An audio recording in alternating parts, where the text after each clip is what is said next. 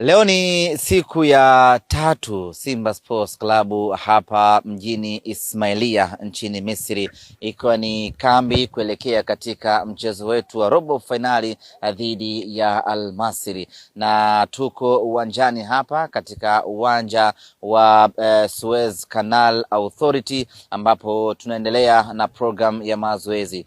Jana tumefanya mazoezi hapa na leo tena tuko hapa kuendelea na program ya mazoezi, na taarifa fupi tu ni kwamba kila kitu kinakwenda vizuri kwa upande wetu Simba Sports Club. Wachezaji wetu wote wapo katika hali nzuri wakiendelea na program ya mazoezi, na mwalimu Fadlu na wasaidizi wake wameendelea kutengeneza mipango ya kimbinu na kiufundi kuelekea katika mchezo huo. Kubwa kabisa ni kuhakikisha kwamba mnyama anapata matokeo chanya. Lakini safarini kuja hapa Ismailia Misri, tumeambatana na baadhi ya mashabiki ambao wametokea Tanzania nyumbani na wamekuja mpaka hapa. Lengo ni kuja kuisapoti Simba yao, na moja kati ya shabiki ambaye ametia fora ama amevunja record ni shabiki huyu ambaye ameamua kusafiri na mtoto wake. Unaionaje Misri?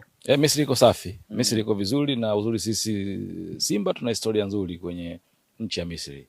Kwa hiyo tuko fresh.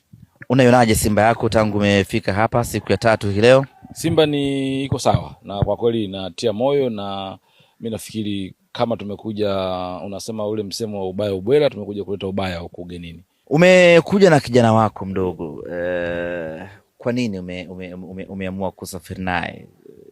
Ina maana gani kwako wewe kusafiri na mtoto wako kuja naye mpaka huku Misri? Kwanza yeye ni mshabiki mzuri sana wa Simba. Ukiondoka kwamba ni mwanamichezo, ni mshabiki mzuri sana wa Simba, na nafikiri sisi wazazi tuna wajibu wa kuacha urithi kwa watoto wetu.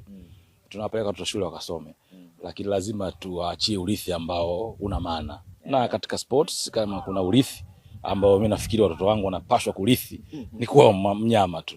Kwa hiyo hawezi kuwa baba yake kuwa mnyama na yeye asifurahie. Kwa hiyo mwenyewe kwanza amefurahia kukutana na timu, kuja yeye tena ameniambia, baba nataka nikashangilie Simba. Umejisikiaje kusafiri kuja mpaka Misri huku kuishangilia Simba yako? Vizuri sana. Na pia naipenda sana Simba kwa sababu hata nilipokuwa mtoto nilikuwa naipenda sana hii club. Ulivyokuwa mtoto sasa hizi umekuwa mkubwa ama nini? Mbona unachanganya bana? Ana. Kuna hizi fulani ambazo unaanza kuitwa mtoto na zingine unaweza kaitwa kwa kitu kingine. Kwa hiyo sasa hizi wewe unakuita nani? Unaweza kusema child. Ambao child ni Kiingereza, Kiswahili chake sijajua bado. Nani alitoa wazo la wewe kuja huku Misri kuishangilia Simba? Baba yangu, kwa sababu alisema nikienda nitapata mafunzo mengi ya kusafiri na experience. So tangu umekuja umejifunza nini mpaka sasa? Jinsi ya kujitegemea na kuishi mbali na upokulia. Okay. Kitu gani kimekufurahisha zaidi kwa wewe kusafiri na Simba? Ni kupata kuwaona wachezaji wa Simba na kuwasalimia na kuwajua kwa undani. Kama nani umemjua kiundani sasa?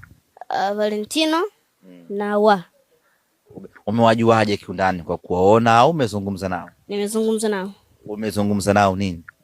Kuhusu tutashinda mechi, na kama tukishinda tena Mungu akitujalia inshallah nitasafiri tena kuja.